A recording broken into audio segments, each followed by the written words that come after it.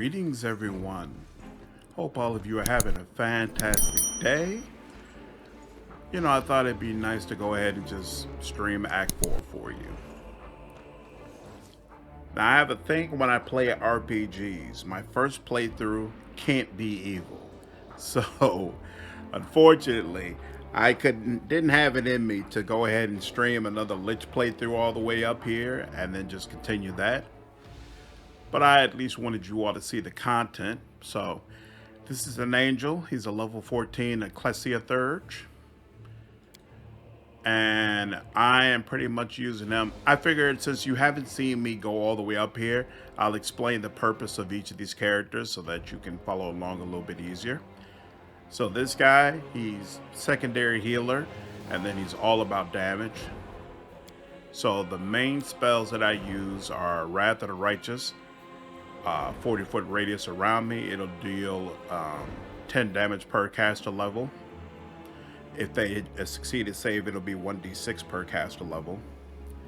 And I also love using Fortress of the Faithful, which puts shield of faith, protection from arrows, displacement, resist fire, cold, electricity, acid, and sonic on all of my party. For how long does it last? For an hour. So that's awesome. Holy Aura is fantastic. It gives my entire party a +4 deflection bonus and +4 resistant bonus on saves, 25 spell resistance, protects from all mind-affecting spells and effects, and if the evil creature succeeds on a melee attack, the offending attacker is blinded and has to try to make a fortitude save. And then, of course, my personal favorite, you all have heard me say over and over again, Bolt of Justice is absolutely fantastic. 1d6 if automatically of damage. If it's evil, it's 1d8. If it's an evil undead, it's 1d10. And if they're truly evil, like a demon lord or evil dragon or lord of undead, it instead does 1d12 damage. So, absolutely fantastic. And I use this character to light people up. When that stuff runs out, I will use things like Flame Strike. I really like Holy Smite. And somewhere around here is Holy Word. So I use all of those. Camellia, I've actually followed my build video on her to the letter. So she is all about the buffs. Ooh, she's missing one. She's absolutely all about the buffs, so I have a +4 enhancement for all the major attributes. She does a little bit of lightning, puts animal growth on my pets. She's got restoration. She's got elemental protection. And then I also use her for all the little stuff that I might need, like dispelling something, protection from poison, remove blindness, things of that nature. So there's a bug in this game where it won't allow me to fill this final slot. I keep putting the spells here and sleeping, and it still won't fill them up.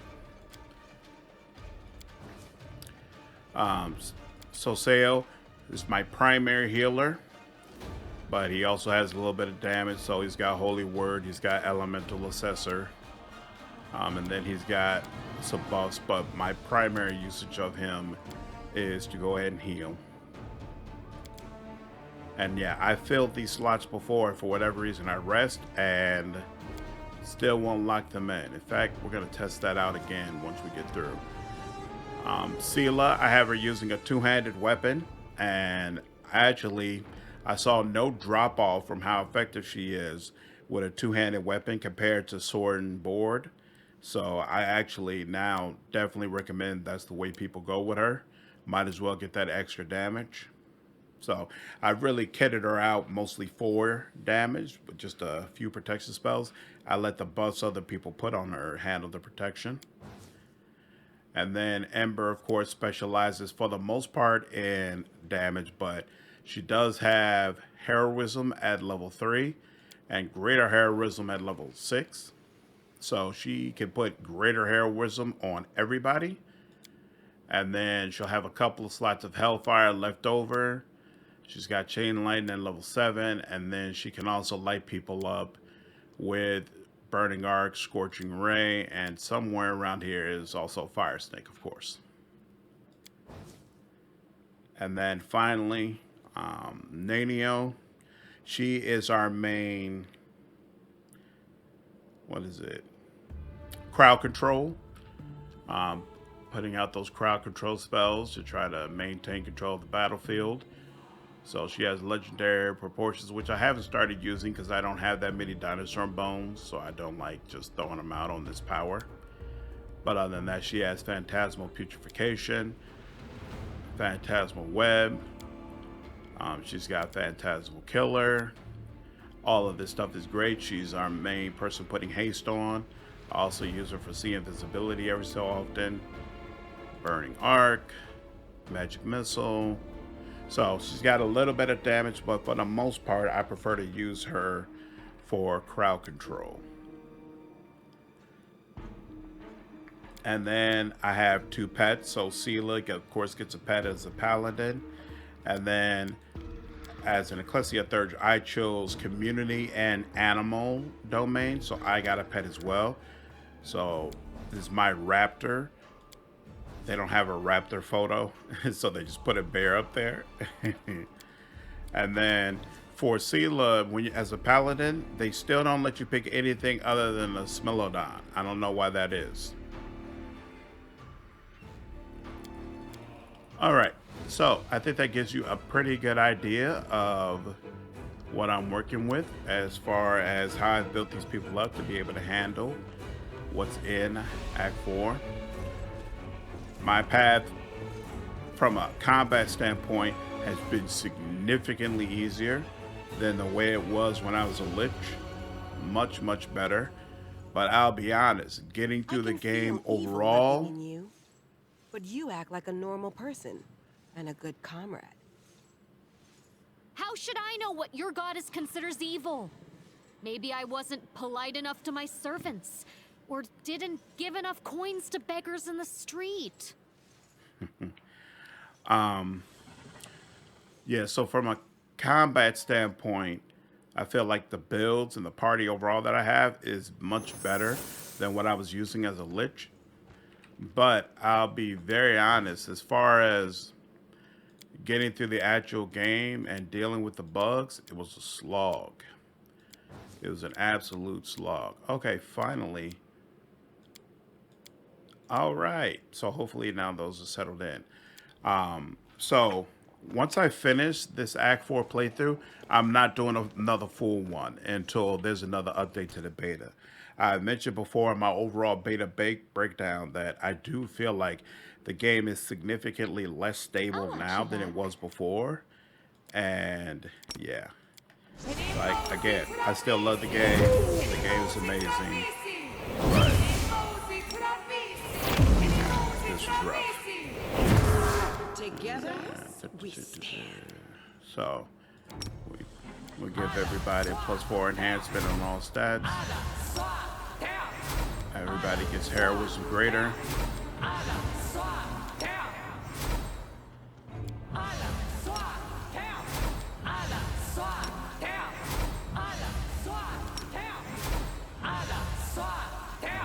Everybody gets death ward.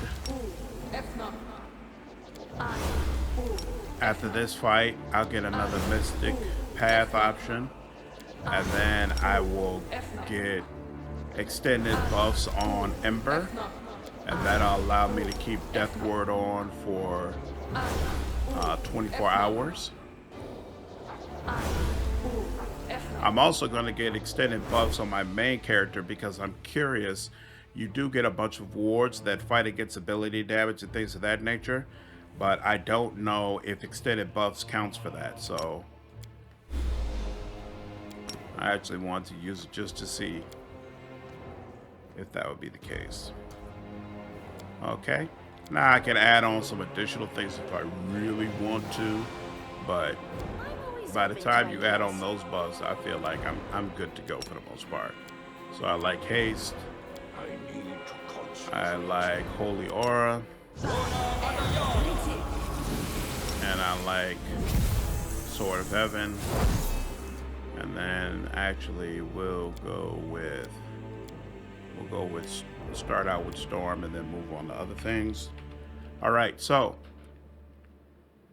story up to this point, you already know, more than likely if you're watching this, at the beginning of the game, you get found, there's a demon invasion, and you get enlisted into the Crusaders. You end up leading significant forces of the Crusaders. You march them up to Darrazand, take Darrazand.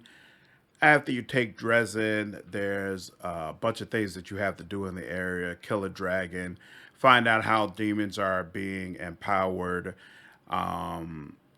determine. You also get some quests specifically for your mystic path. So you're basically doing some favors on behalf of heaven and the angels. It's all fantastic stuff. Really, really enjoy it. Finally, you discover that there's a significant demon stronghold that is right under Darrazand, and that's this area that I just finished clearing out. And now it's finally time to do the final battle, which will end Act 3 and take us into Act 4. And I wanted to do it this way because there's a final conversation you have with King Galfrey after this that I feel like also helps flesh out the story and explain why you are doing what you are doing in Act 4. So I thought it would be important for people to see that so they'd be able to follow along. Anybody who's decided they wanted to watch this but don't completely understand what happened beforehand, still have more questions, feel free to ask it in the comments. Be happy to get you up to speed. Otherwise, let's go ahead and get started.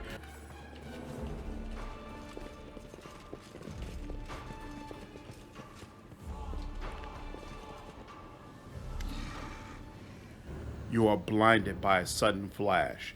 It feels like giants are hammering on your temples and a monstrous pain lashes your chest. Your wound is reopened at the worst possible moment and is gushing blood. You sense the malevolent proximity of the abyss. You can almost touch the threat emanating from it. Slowly, almost reluctantly, the wound closes, but the pain and your heightened awareness remain. The hall bears the traces of the huge Balor's anger. Some demons are lying on the floor, literally ground into a bloody mess, while the rest are cowering against the walls. The blood is not confined to the ground either, but is splashed across the face of the kneeling Monago. It's not clear if it came from the pentagram on the Lilitu's forehead or from a slash of the Baylor's claws. Let me into the rift, Darrazand! We're all going to die here! Trying to fight back. It's madness! No one goes into the rift. You will fight, all of you, or else. Baylor unleashes a deafening roar, the eyes on his huge head filling with true madness. If you want to leave, let them go, demon, and fight me if you're so eager. I told you, Darrazand. Now you're going to die, and they'll hang your horned skull on the walls of Darrazand. You and your little troop made a fool of me at the Battle of Darrazand. Finally, I can make you pay. Finally. I don't think that's gonna happen. This is gonna go down, sir. All right. Let's deal with you. And unleash Heaven's forces upon you. Yes. Ooh, look at you falling to the ground. You thought you was gonna do something, didn't you? You still looking for what? Half your energy is going. Okay. There we go. Let's keep that going. And you're dead. You're out of here. Okay, okay.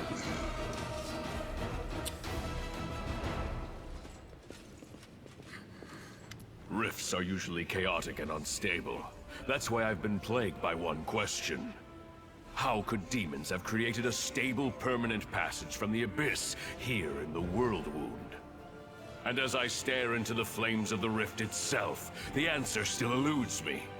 What is the secret to this canker festering at the very heart of our world?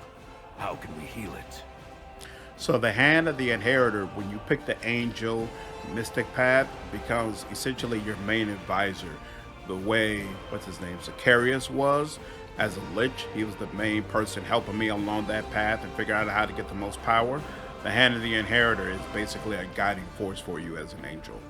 My friends and comrades, the time has come for us to discuss something of the utmost importance. It is here, on the threshold of the Abyss, that I must announce an important decision before you all. But first, we shall talk about you, Commander. About how well you have discharged the duties I entrusted to you. With amazing efficiency, ma'am.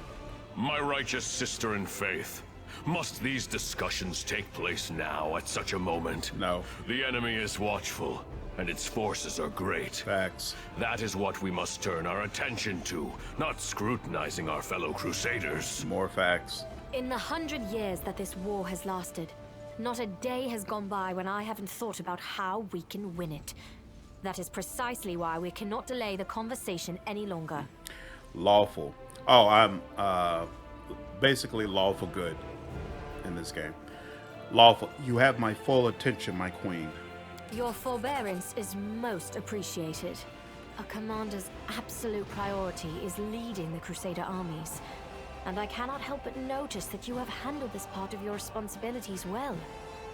You successfully executed the role of a military commander during the assault on Darrazand and preserved the better part of your army. So, before the update, every time I would finish sacking Darrazand, I would get a mouthful from the queen about how many forces were sacrificed and that I was irresponsible with them. Now, I think that has to do with how many of the Crusades armies were killed during the Crusade battles that you engaged in on your way to Darrazand. In the update, all of your forces are automatically revived at the end of each Crusader battle if you win the battle. And so I never lost anybody. And I think that's what she's referring to. It could also be the fact that every other time that I went to Darrazand, I always chose the options of the door. You know how you wait at the door and then enemies will come and try to kill you while they're banging the door down? Whereas this time, I actually went around and up the ramparts with a higher athletic skill and then charged into the giants and then let the army in from there. So I'm not quite sure which one allowed me to get a better response from her, but regardless, she feels like I handled that assault extremely well. I cannot but notice your strange choice of companions. The good gods teach us to seek the light even in the darkest soul, and to believe in redemption. But it is one thing to believe in the good intentions of a murderous succubus, and, for example, send her to a temple of Desna to be cared for by experienced priests. But it is another matter entirely to take the demon with you to the front lines, where one well-timed stab in the back could put a tragic end to our entire Crusader cause. It is unthinkably reckless. With all due respect, my lady, Arushale has proven herself to be a faithful and reliable comrade. She has fought bravely for us, and we both want to see the demons defeated. Is there any reason to reproach the commander for accepting her into our party? There you go, You can Seela. find reasons aplenty in any Mendevian cemetery, Seela. Each one is full of the graves of those who were deceived by demons. I don't need any proof of her loyalty. I see the light in Arushale's soul, and I know that she truly wants to change. This would sound like mere bravado from anyone else. But you are closer to the light than most of my comrades. You might actually be able to see the light in others. The queen pauses for a moment, thinking. Thank you. I can't believe you really said that. Sure did. You ignored the signal of the horn, telling you to return to the Fane's entrance and help our allies with the defense. This was both an ethical and a tactical failure. That's actually so. The Fane is this area that we're here, that we're in right now.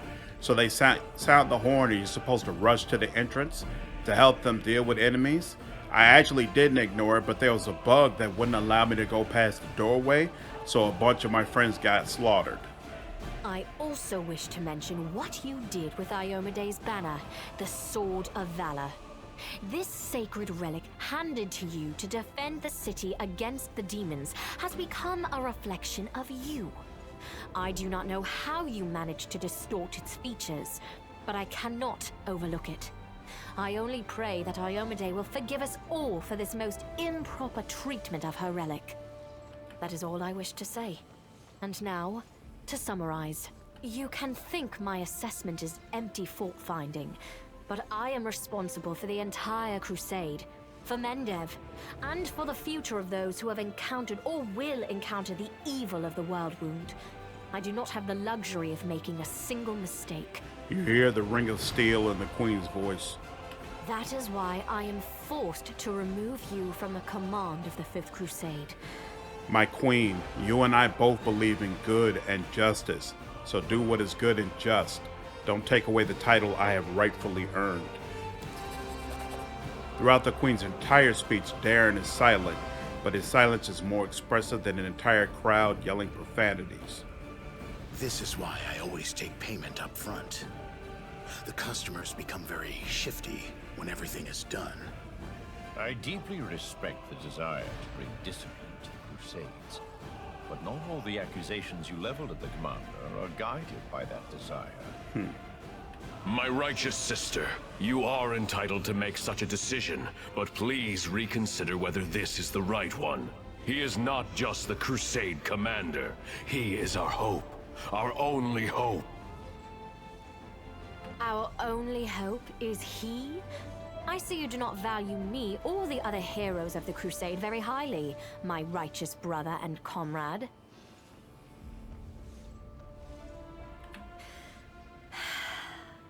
Forgive me. I overreacted.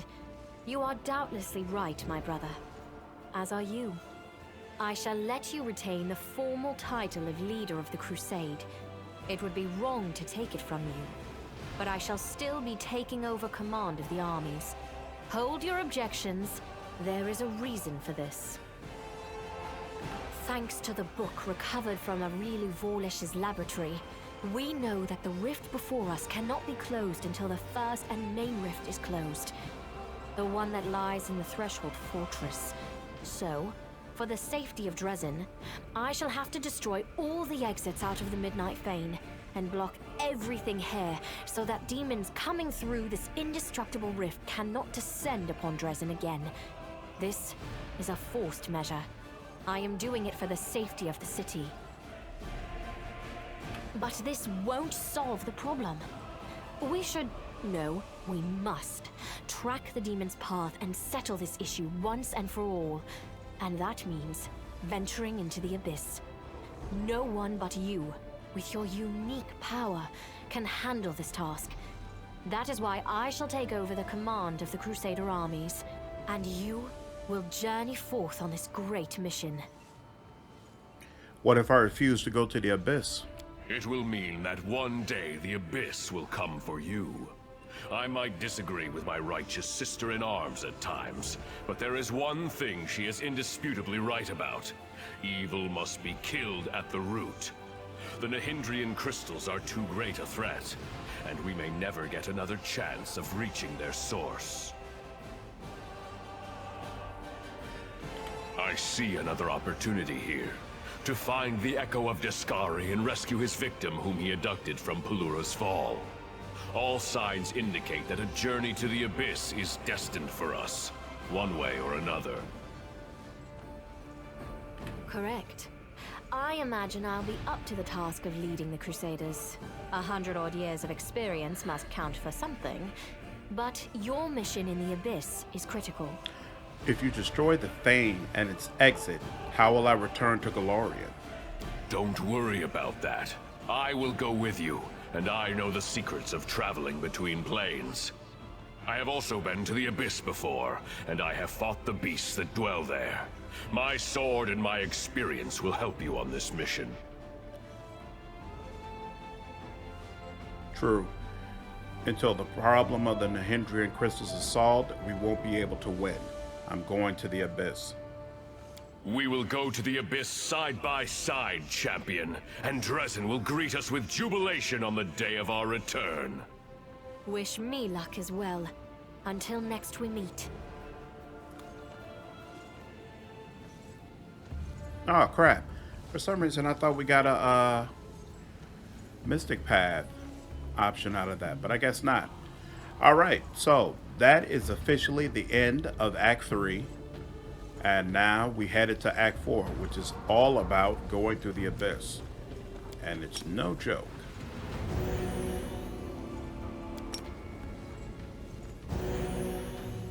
So one weird thing that I'm sure some of you will catch. This log, ever since the update, no longer, it does not update automatically. So sometimes I have to manually play with it in order to get it to show the most recent changes, which is annoying as hell. I've already submitted a bug for that. All right, let's go in. Oh, all right. I didn't loot the most recent people. We'll take all that. The commander has stepped through the rift. Night Gambler's and now is there bugged. is You no can't going complete that. back. Onward to solitude, to the unknown, to the abyss. To the abyss.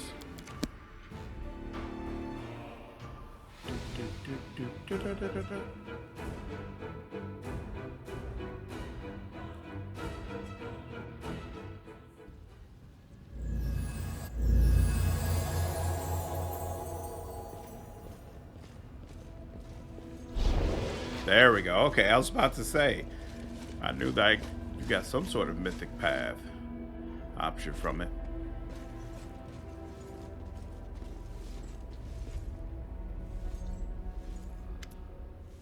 Champion, how extraordinary. I sense a surge in the power within you the moment you boldly stepped forth into the rift.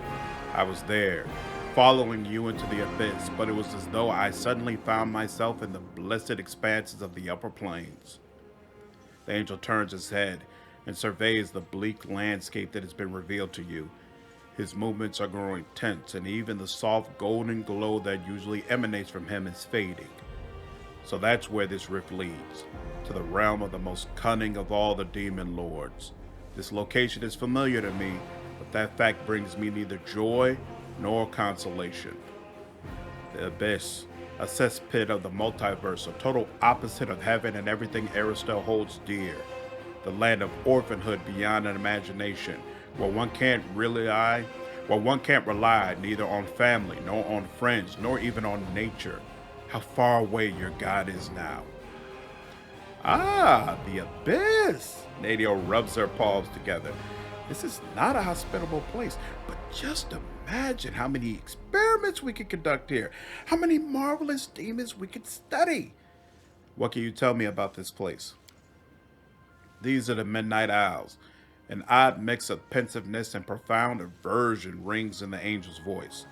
This is the realm of Nocticula, the Lady in Shadow. Every corner of the abyss is repellent in its own way, but this place, this is where one truly walks on corpses.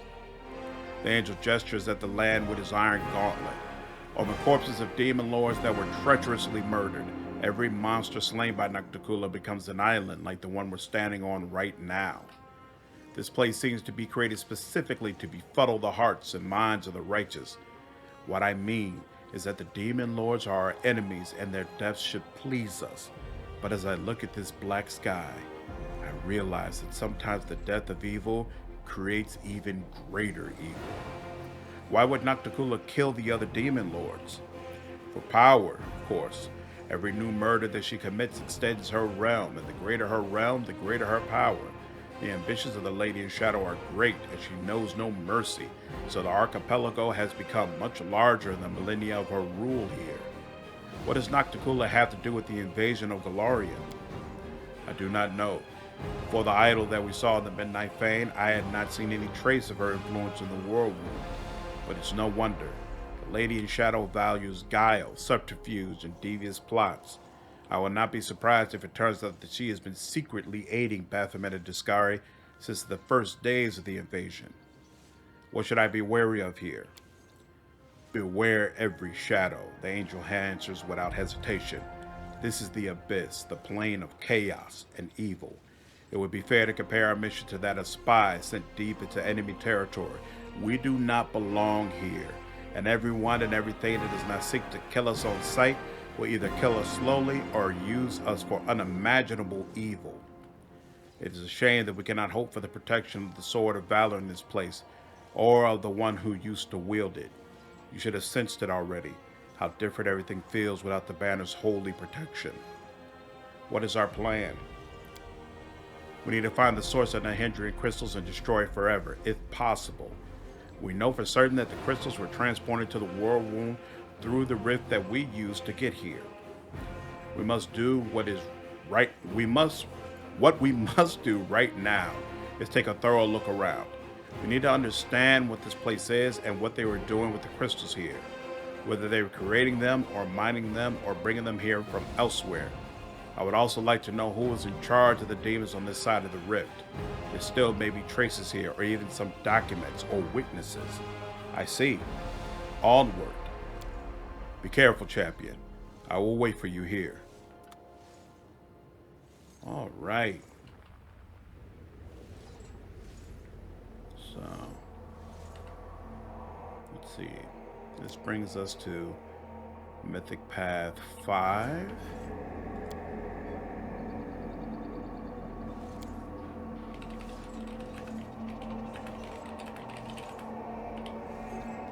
Save that. All right. So, my question is, if I go ahead, greater enduring spells, more than 5 minutes, should last 24 hours. Now improve. Let's see. An enemy that attacks an angel must pass a 42 stave. No, I'm all the way in the back. All demons and undead in a 50-foot area. So for 2d6. Ooh, that's interesting. Fast healing. I'm good. We shouldn't be getting hit that much anyway. All enemies in a 50-foot area suffer a penalty to spell resistance equal to 1 plus 1/2 the angel's mythic rank, as well as a penalty to all saving throws equal to half the penalty to spell resistance. That will be useful. We'll take that at level 7, but not now. Whenever Angelic Halo is active, all allies in the 50 feet get bonus to energy damage. No, I'm good. Unfailing Beacon. The angel doesn't suffer any damage from the allied spells. He's all the way in the back, so this is relevant. Burning Bright it is. The summons still do not work, in case you were wondering, so I don't bother using them. All right, now I have that on, so I'm curious. So this says all allies in 20 feet radius gain immunity, fatigue, exhaustion, nauseating, sinking conditions, diseases, poisons, ability damage, and ability drain for 10 minutes. Now, it says specifically 10 minutes, so I was curious about whether or not it's actually affected by the Mystic Path. Love that visual effect, by the way. Verdict. It is. Damn. All those wards are super useful now. Okay. I'm going to have to make sure those wards are on me. What do you have? So, let's see. You've already got spells, enduring spells. Greater abundant casting then is what you need.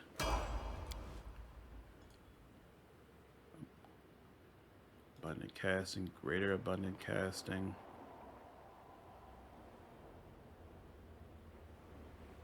You already got greater enduring spells?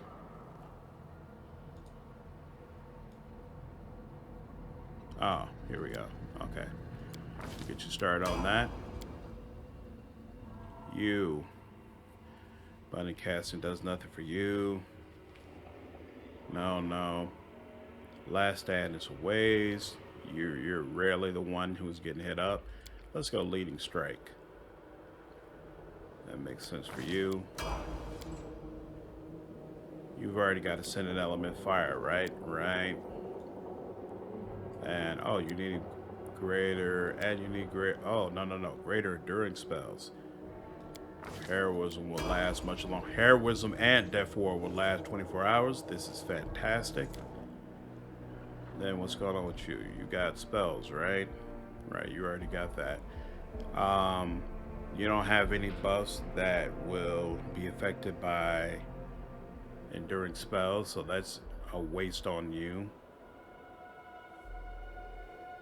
Oh, I know now. You need favorite meta magic and power. That's what it is. All right. And pets don't get mythic. Without a doubt. All right. Oops. So now we go back into spell book. Sorry, y'all. All right, so I've got my spell book combined here, so that's why I get an extra slot. I'll take another form of that. And now I need to make sure I have all the wards that are available to me. All the communal wards, rather, that are available to me. Angels get these. They get ward from disease, things like that. But some of them are communal, and those are really, really good. Okay. Take this off. So, all allies in a 20-foot radius gain immunity to diseases. But I think one of them gives that along with a bunch of other stuff. Let's see what this does. All allies in a 20-foot radius gain immunity to nauseating and sickening conditions, diseases, and poisons for 10 minutes. Excellent. I only need one of these because it lasts for 24 hours. What's the other one? There's another one, right? Ward from harm. All allies in a 20-foot radius gain immunity to nauseating, sickening conditions, diseases, poisons, ability damage, and ability drain for 10 minutes. And then there's one more, though, right? Okay, so all allies in 20-foot radius gain immunity to fatigue, exhaustion, nauseating, and sickening conditions, diseases, poisons, ability damage, and ability drain for 10 minutes. That's awesome. But it doesn't give you, hold on. So it does not give you a ward that blocks level drain. So I still need Death Ward. But I throw in a couple of those. And then I actually don't need you anymore. That. Okay. That takes care of that.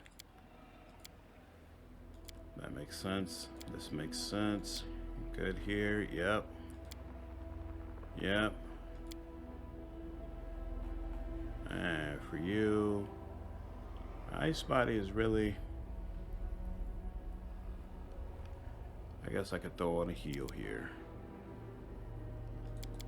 Just in case. Transmutation, okay. Holy Word.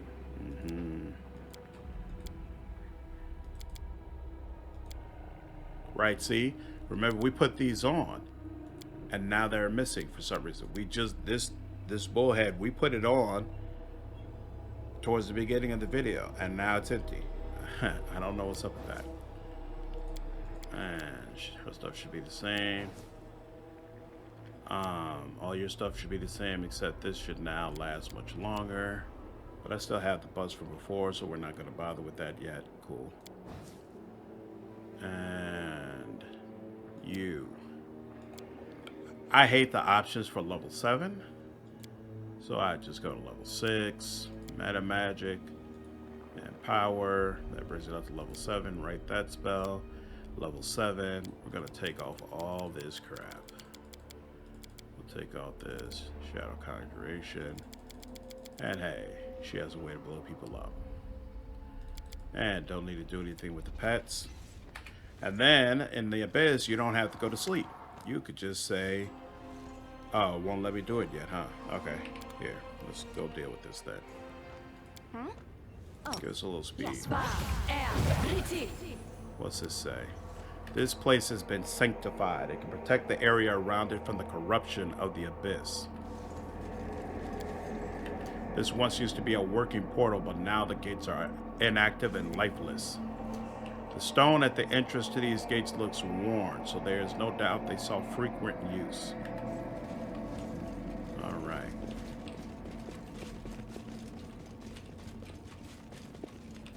deal with that in just a minute. Nothing here, nothing I here. can see my destination.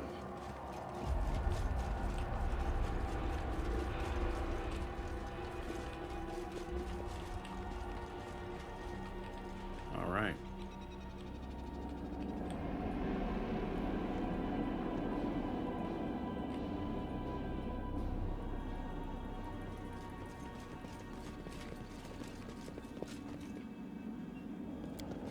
Into the caves. All right, so this is where we came in at.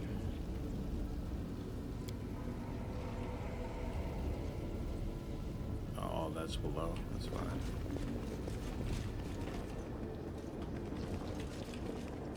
Focus on the goal.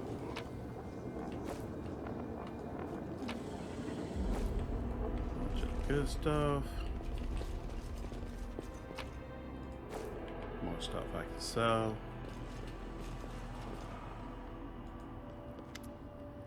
Though it seems incredible, the deformed succubus's body still contains a flicker of life.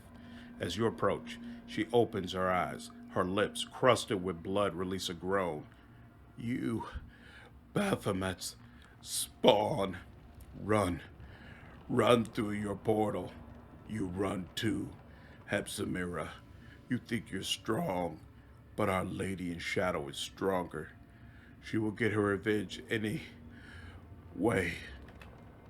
Soseo examines her wounds with the dispassionate eye of a healer and whispers under his breath, "Major blood loss.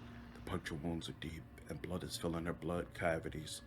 Commander, I have some means to ease her pain. It's too late to try and save her, but we can spare her suffering." "Good. Heal the succubus. You may be a demon, but I still can't stand aside and watch you suffer." Oddly, the healing powers have no visible effect. She just moans, slightly shakes her head, and stares at you with her dull green eyes. "She's in great pain. Why would the world have so much pain?" Her eyes fill with tears. Pain is a part of an organism's typical set of reactions to the environment. Through the medium of pain, the body sends a signal indicating danger and prompting the person to react correspondingly. So pain is useful? Ember considers this for a while. "I guess you're right. Without pain, without sadness and grief, we would have never been able to tell what is good and what is bad. And yet, I would like if there was at least a bit less of it." "Who did this to you?" Hepzibah. The succubus groans with hatred through her lips, half sealed with clotting blood. "I've been following them. Wanted to warn Our Lady. Curses on Baphomet and his spawn." "What were Baphomet's spawn doing here?" "Crystals. They've been mining crystals. They said it's to attack the Crusaders, but I believe they want to attack the realm of Our Lady in Shadow." "We just got here and we're already tangled up in some web of intrigue? How's that for dumb luck?" "The ones who maimed you, where did they go?" "Through the portal." The succubus's green eyes brighten. "Are you chasing them?" Find them. I'll get my revenge even after I die." Having lost the last of her strength, the succubus drops her head onto her chest. Then she adds in a wheezing voice, "My key. I've gotten hidden in a lesser shaft, not the one with the bones, and another one in a bigger shaft among the tools. Find them. Follow their trail through the portal. Help her go painlessly, Soseo." A small bottle appears in Soseo's hands. He gives the succubus just a small drop from it, but her eyes immediately close, and her breathing slows and finally ceases. The cleric looks at the demon's body with madness, as if it is not a reviled enemy lying at his feet. "I wasn't sure it would work. Demons' bodies are built differently from those of humans, but seems like it did the job. She didn't suffer." Camillia's eyes are following the dying succubus intently. Noticing your attention on her, Camilla hastily turns away. I just wanted to make sure that her death wasn't simply an elaborate ploy or yet another trap. Alright. Betrayal, intrigue, spycraft. It begins already. Alright. And here goes the game. Listen up again. What is the problem? Does anyone require my counsel? And where's the little button? Here we go. And that looks like athletics. Or no, probably mobility. There we go. So yeah, you can use the pet skill check to assist you, but you have to manually select them. The game doesn't automatically check your pets when it's looking at whether or not you can do a certain skill. A midden of enormous bones that likely came from giants. Here and there, rusty slave collars glint in the dust.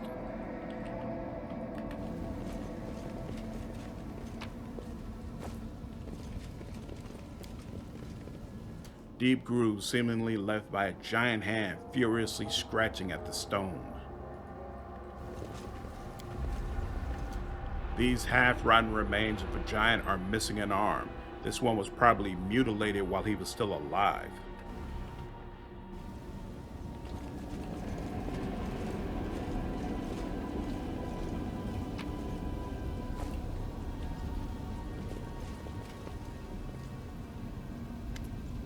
You hear some muttering coming from the pile of bones. Gone. They're all gone and left me with nothing. I've been searching and searching, but there's not even a trace. A large giant skull shakes, and an old acquaintance of yours, the dretch called the Searcher, climbs out from under it, grumbling and groaning. He notices you. He blinks, and then he says in a tone of extreme melancholy, "Oh, it's you. What are you doing here, Searcher?" "Can't you see for yourself? I've been browsing decorations for my newest luxurious palace with a view of Ishiar's best beaches," the dredge mumbles. Then, without missing a beat, he states wistfully, "I was on my way to see Mistress Aralu, but I can't teleport when I'm like this. Every lousy Bermerak can do it, but I can't. All I can do is reach the Midnight Fane and slip into the rift, but now I can't go no further, so I've been searching for portal keys." Portal keys? You seen those big things up there on the surface? They were kept closed most of the time, so the slaves wouldn't run away. They could be opened with special keys. If I was lucky enough to find such a key, I would have left this nasty place in a heartbeat, and then, who knows, maybe I could have found Mistress Aralu. Is Aralu around here somewhere? "You're a funny lad, you are," the demon grunts. "My mistress, she's like the wind. One moment she's here, and the next she's gone. But she loves coming to the abyss. I would have found her by now if I could get out of here." "What is this place?" The Searcher grimaces. "Former borough, that is. Once I visited this place with my mistress Aralu on business, and this place was abuzz with life. The slaves were working, the slave drivers were tormenting them, and Ebzamira was choking the life out of both. You know Ebzamira, do you? Nasty, horn-headed Nephilim, and Baphomet's daughter to boot. Now there's no one here. As soon as I saw you, I knew right away why they all fled." "My reputation precedes me." "Where did all these bones come from?" "They belong to the giants who used to work in these mines. You don't think Baphomet's minions dug the rocks with their own hands, do you? This mine was depleted first, so they converted it into a dump. Every time an enslaved giant died, they dumped the carcass here. I'm here to find the source of the Hindrian crystals. Do you know anything about that?" "Well, you just found one." "Good for you." The Searcher sweeps his arm in a wide circle. "This is the mine where they used to dig the crystals, but it was long ago. They depleted it and left. So the crystals can simply be mined like any regular mineral?" "Simply enough, but not that simply," the Searcher grunts. "They can be mined all right, but the crystals are very rare and extremely expensive, and that's all I know. Are there many other mines like this one?" "There are several more on this island as far as I could see, and they all must have been depleted too. Baphomet's gang wouldn't have left this place if they had even a slim chance of finding more crystals. As for there being more mines elsewhere, I don't know." How long have demons known the secret of the crystals? What is this secret you're talking about? Those crystals can be used in many ways. If you're talking about magic powers that can be extracted from a crystal and poured into a demon, no one could ever do it before my mistress. Even now, only a select few know how to do it. My mistress? I mean, Lord Pathfinder and Tuscara are no fools to share that kind of knowledge with the entire Abyss. Everything is clear to me now. So quick to understand, aren't we? I have to go. You know what? You better look around really closely. Mayhap you'll find a key, a portal key. It looks like a faded piece of glass, but if it's filled with power, it'll shine purple. I'll walk around too. Search some more.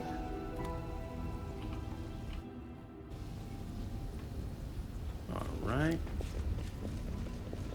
The giant's bones look like they have been gnawed on.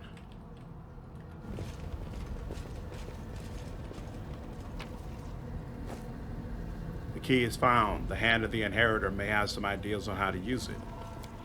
The stone is gouged and crumbling, and traces of glowing purple dust can be seen in several places. Ooh. Boots. What's that? The wearer of these boots adds their rank and athletic skills as a bonus to the damage roll on a successful charge attack. That's fascinating. That's not useful for any of my current people, but it will be useful in another build. I can see my destination.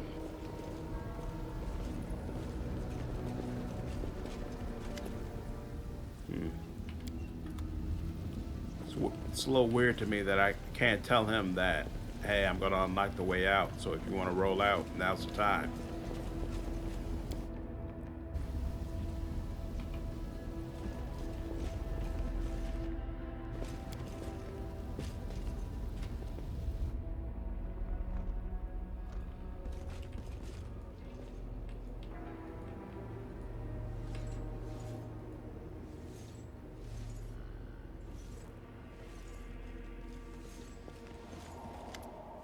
The hand of the inheritor seems to be immersed in either contemplation or prayer, but as you approach, he looks up. Champion, regarding our mission. I'm listening, champion. I have reasons to believe that the Nahindrian crystals were mined right here in the mines. The angel flexes his wing. So the source of our troubles, these powerful crystals, can be mined from the soil of the abyss as if they were just ordinary minerals. I was convinced that the secret of their origin must be more complicated and nefarious, but this new knowledge terrifies me. There are half a dozen mines in the vicinity, and those mines are huge. The largest was abandoned just recently, it seems. How many crystals did the demons manage to mine? How many monsters with mythic powers did they manage to create? We must find out. I know the name of the person who was in charge of the mines, Hepzibah. Hepzibah herself. Anger rings in the hand of the inheritor's voice. I know her. She's an old and dangerous adversary, a Nephilim, a spawn of Baphomet himself. Yes, now I see it. The path we have stepped onto is dangerous, but it is the right one. The demons you have encountered before, even Darrazand, were just officers in the abyssal army, whereas Hepzibah is a true princess of the spawn of chaos and evil. I'm not surprised that she is behind the secret of these cursed crystals, and I dread to think what she is capable of doing with them. A dying succubus told me about the conflict between Nocticula's and Baphomet's servants. I'm not at all surprised. The alliances between the demon lords are usually fragile, and they break like a spider's web in the wind. However, the discord between our enemies can work to our advantage, no matter how repellent it is for me to even countenance. We must learn more about what is going on. What if I try to use my powers to open these old portals? Alas, that is unlikely to work. These portals are unlike the seal in Dresden. They cannot simply be swept away. If you use that method, you either destroy them for good or open the path, but not to the place where the portal initially led and where our quarry fled. I've got a key to the portal that the demons who mine the crystals apparently used to leave this place. Let me take a look at it. The angel examines the flat piece of clouded crystal. I think I know how this key works. As soon as you finish exploring the mines, I shall open the portal. That's all I've learned so far. And it is quite a lot. I've learned everything I wanted to know in this place. It's time to open the portal and press on. Then let us begin the pursuit at once, the Hand of the Inheritor exclaims fervently. The portal begins to glow brightly, and the Hand of the Inheritor gestures forward, his hand clenched in a fist. Onward, wherever this road may lead us. After approaching the portal, the angel freezes. Heaven above, just look at that. I see the pattern of sky-piercing spires and steep domes set against the midnight sky. This is Alashinra, the damn city of Nocticula. That's where our enemies were heading. This portal leads to Alashinra. What could this mean? It means we'll be looking for a particular clutch of demons among thousands of their kind. Alashinra is a real demonic metropolis. It's huge and macabre. It is a little safer, or rather a little less dangerous, than the other corners of the abyss. Lady Nocticula loves having visitors, including those from other planes, and she does not like it if her guests are dying every day in her city. But if it happens quietly and without too much attention, her black heart won't even skip a beat. We must be twice, even thrice as careful in the nest of sin. Will we have to move onward altogether? I do not think it will be necessary. We need an outpost in the abyss, and it will be best if we build it right here, far from larger demonic settlements and close to an active portal that will allow us to return here at any time. All your companions that are currently unoccupied should take care of guarding and setting up the camp. Step into the portal. Let's go. Let me tell you something, champion. We are going to Alashinra, the city of cunning and seduction. As sad as I am to admit it, we are unlikely to find our enemies and the Nahindrian crystals they took without the aid of the denizens of this hideous place. If Hepzibah has something to do with all this, we'll need another demon that matches her powers. We will need to find a way to make contact with one of the city's rulers. On that point, we now know that there's a conflict brewing between Nocticula and Baphomet. I will not be welcome in this dark place, but I prepared for this. The angel seems truly proud of his plan. I will cast a spell on myself so that not a single denizen of this plane whose soul is devoted to evil will be able to see or hear me. Invisible.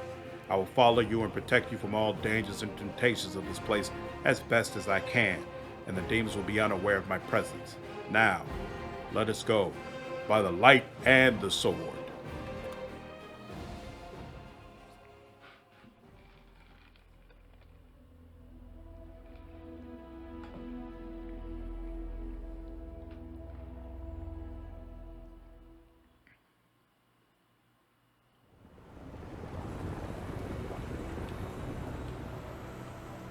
Right.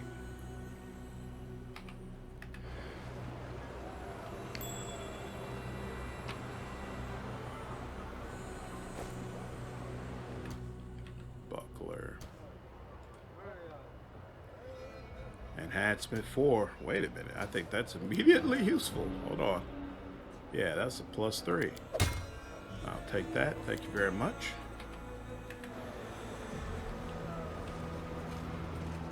Success worthy of praise. Judging by the surroundings, these are the slums of Alashinra, Nocticula's capital city, the abode of beggars and vagabonds. It is impossible to descend any further except into the waters of the ocean itself, where the bodies of the unfortunate are dumped.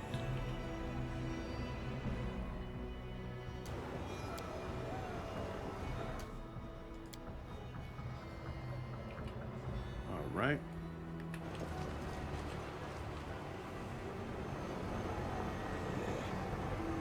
Look, another mortal. You can't swing a dead cat without hitting one of Alashinra's guests nowadays. Merchants, travelers, demonologists, every kind of filth.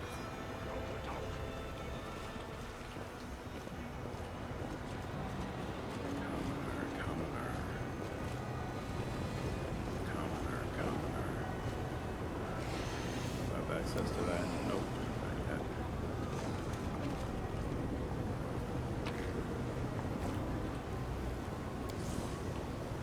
I did it! The abyss. It happens sometimes. The abyss is chaos, and everything in it is constantly changing its appearance and nature. Even the architecture of the city is in constant motion. This is the guiding principle of its design. So basically, you'll run into situations like this where there'll be a particular part of the city that'll go up and down or left and right, and you need to shift your camera accordingly in order to try to get it to move so that your people can pass by from either direction. I actually like it. It's kind of cool. Oh, cool. It's like tutorials, of course. In this strange abyssal realm, space itself sometimes behaves in weird, unexpected ways. Moving the camera around might change the location around you, opening new paths. Alright, so now this is lifted up. And we just have to figure out.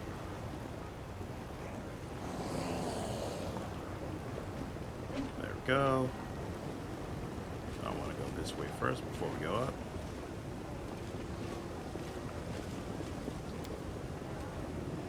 I hope you appreciate this. There's demon blood. There are many roads to success.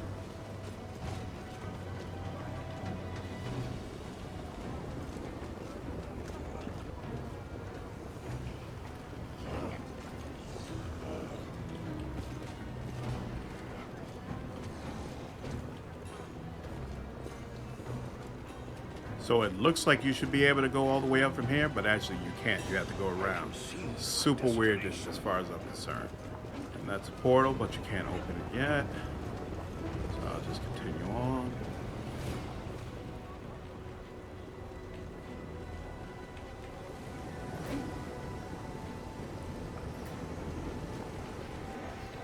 And there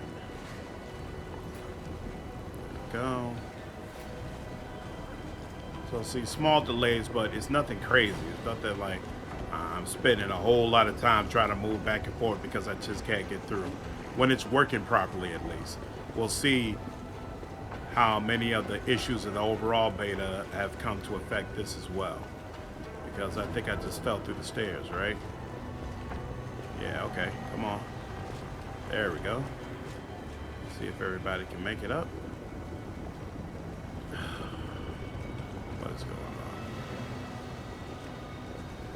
Right, see, there were some people who were under the stairs.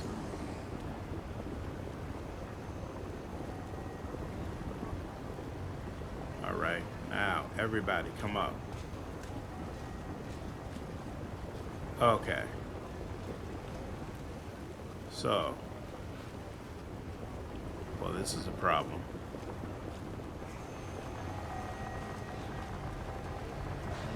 Yeah, this isn't gonna work. All right.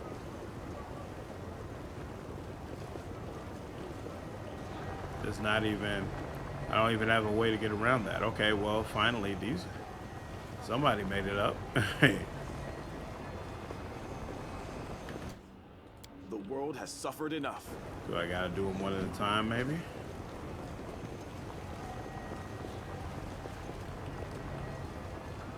Nope. That doesn't work either.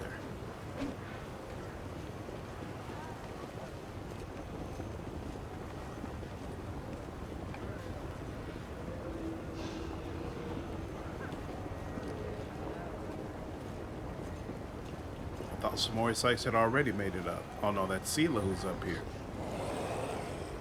Never stop learning. Oh, wait. Here. Let's do this. Can I do...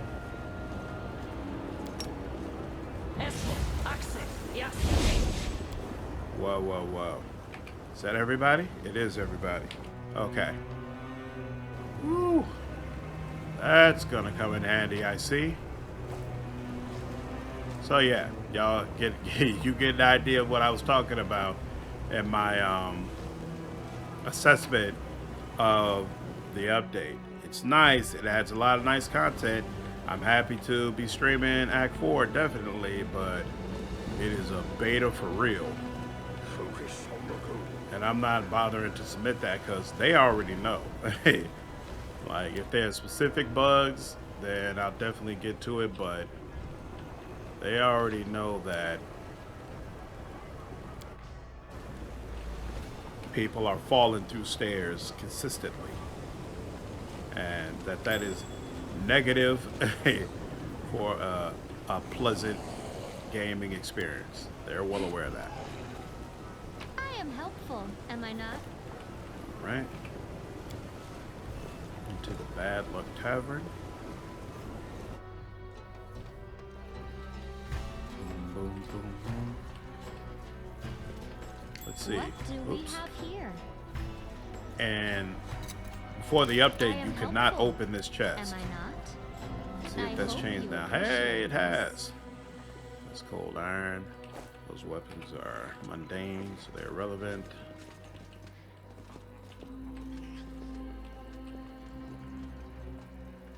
What's this? Yeah, first we'll go in here. Patron.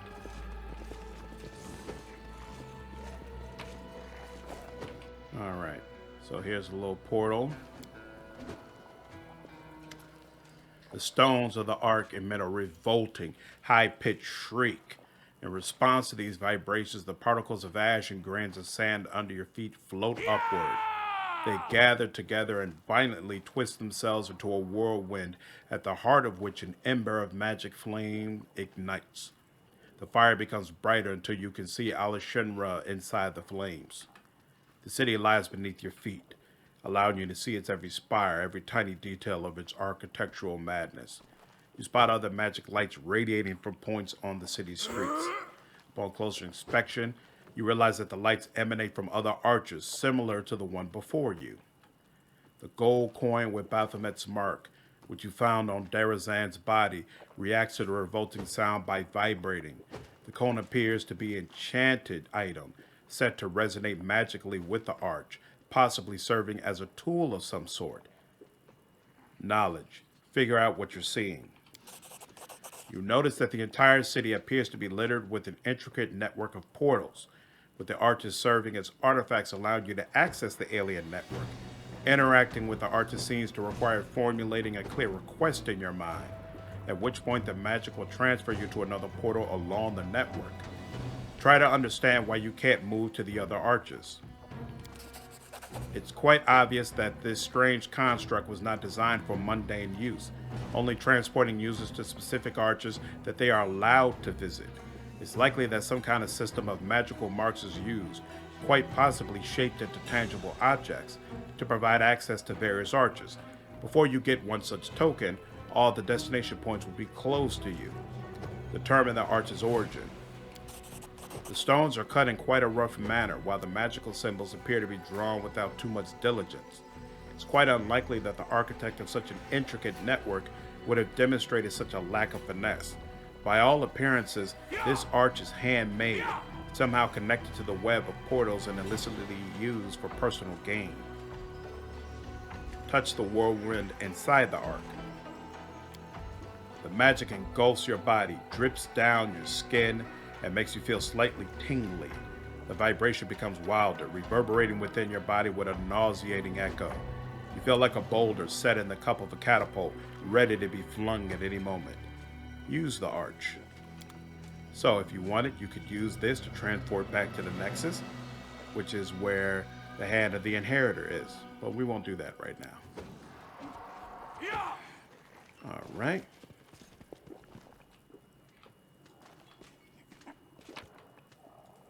Anybody new in here? Red mask. Get lost. I'm not looking for drinking companions.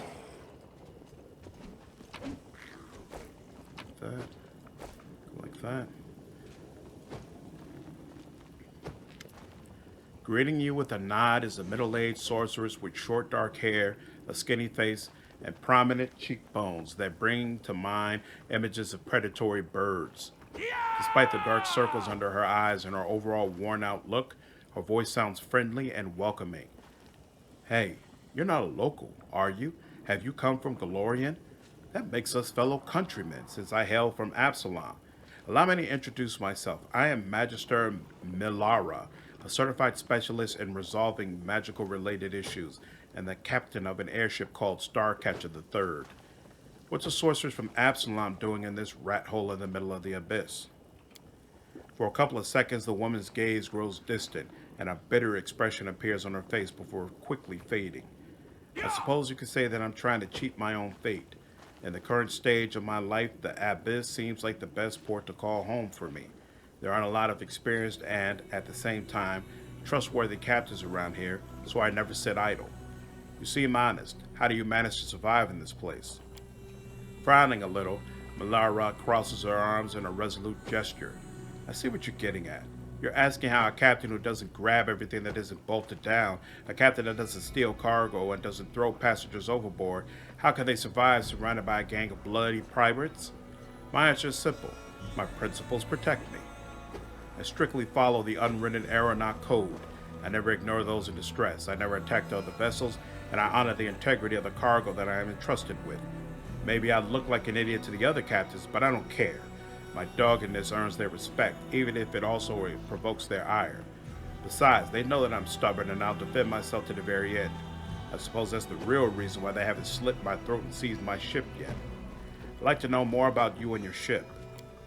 I can understand your curiosity. You won't find another ship like Starcatcher III in the Abyss. Actually, captains like me are a rarity here as well, for obvious reasons. I'd like to know more about your ship. Starcatcher III, as you can guess by her name, is not the first ship I have captained, but she is, without a doubt, the most technologically advanced, and she has been through the most amazing adventures. She's the most reliable and neat vessel you could find in the Midnight Isle. She and we've been through serious hardship more than once, but my ship has never failed me. Once, Starcatcher III even made a short raid to the Rift to Repose, the place where the souls of murdered demon lords slowly disintegrate, imprisoned inside crumbling stone sculptures. Plus, I should also note that the Starcatcher III has a unique reputation in these parts.